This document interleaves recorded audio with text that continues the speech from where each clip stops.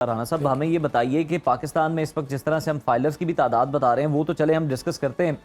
बहुत सारी मिसकंसेप्शंस हैं। लोग कहते हैं कि जनाब हमें तो फाइलर बनने की ज़रूरत ही नहीं है, हमें क्या ज़रूरत है रिटर्न्स जमा कराने की। तो ये बताइए कि किस किस को ज़रूरत है और किस को नहीं है। देखिए जी, रिटर्न देना एक आपका कानूनी जिम्मेदारी भी है और साथ एक कौमी फ्रीज़ा भी है।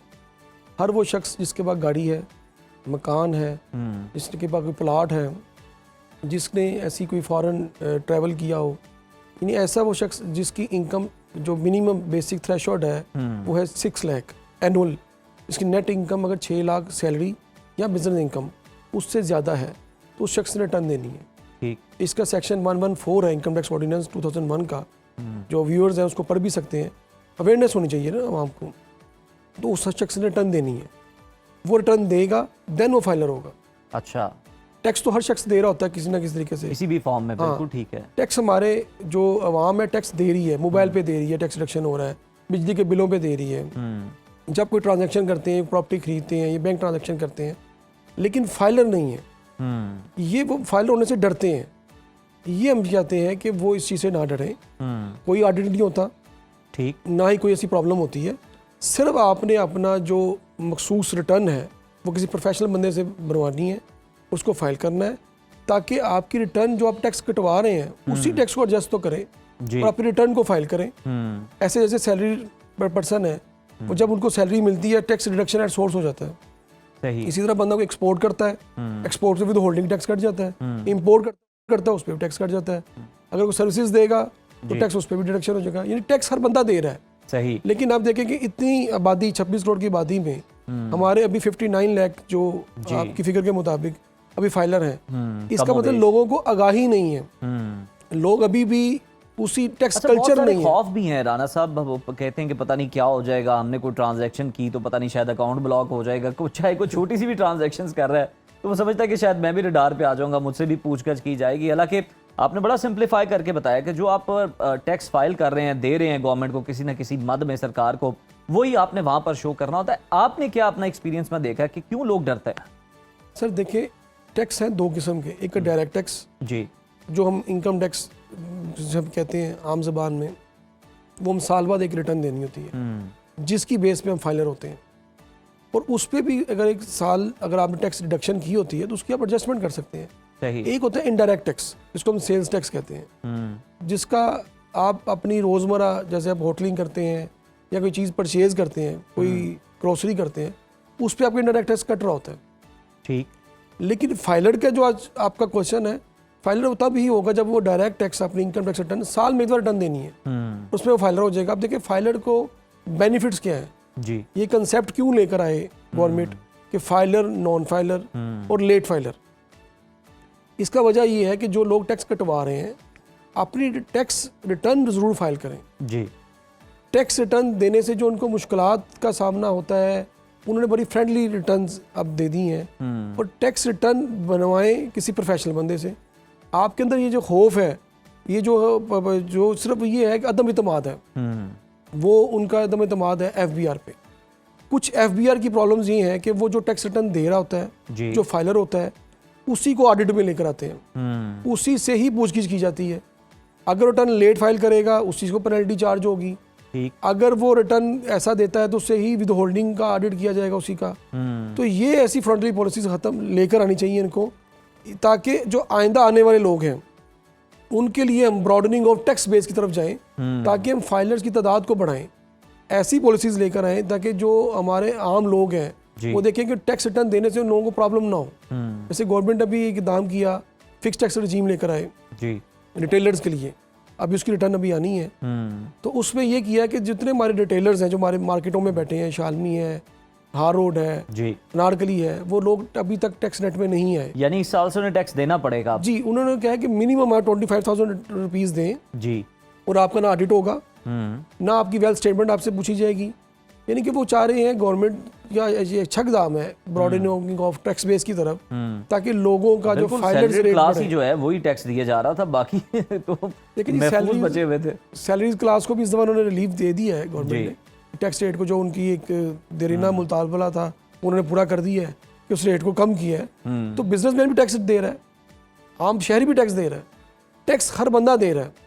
ठीक। सिर्फ आपके तवज्जुह से, मीडिया के तवज्जुह से लोगों पे ये अवेयरनेस पैगाम जाना चाहिए कि टैक्स देना एक आपकी कानूनी जिम्मेदारी भी है, एक कौमी फरीजा भी है। अच्छा राणा साहब, हमें ये भी बताएं, बिल्कुल कौमी फरीजा भी है, ये भी बल्कि लोगों को इनकरेज करने के लिए बताएं कि अगर आप रिटर्न फाइल करते हैं तो आपको कौन कौन सी सहूलियात मिलती हैं? आप प्रॉपर्टी खरीद रहे हैं, बेच रहे हैं, गाड़ी का टोकन टैक्स है, गाड़ी का ट्रांसफर है, और कहाँ पे आपको बेनिफिट्स जो है वो गवर्नमेंट देती है इसके मतलब? लेकिन जी जब आप टैक्स रिटर्न देंगे आप फाइलर होंगे, और फाइलर ही अपनी प्रॉपर्टी अपने नाम ट्रांसफ़र करवा सकता है, और फाइलर के लिए ये है कि उसमें टैक्स रेट कम है।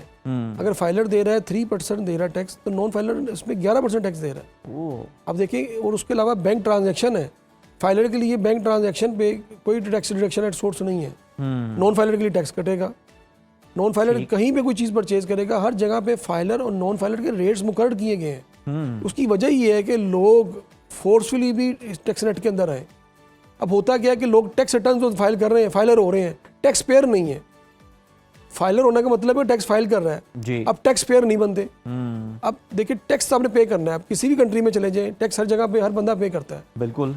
तो हमें चाहिए कि हमारा जितने भी जो आईडी कार्ड होल्डर्स हैं, जो प्रॉपर्टी होल्डर्स हैं, जिनके पास 1500 से ज़्यादा गाड़ियाँ मौजूद हैं, सबको फाइलर कर दें, सब अब रिटर्न दें। लेकिन ऐसा हो पॉसिबल नहीं हो रहा।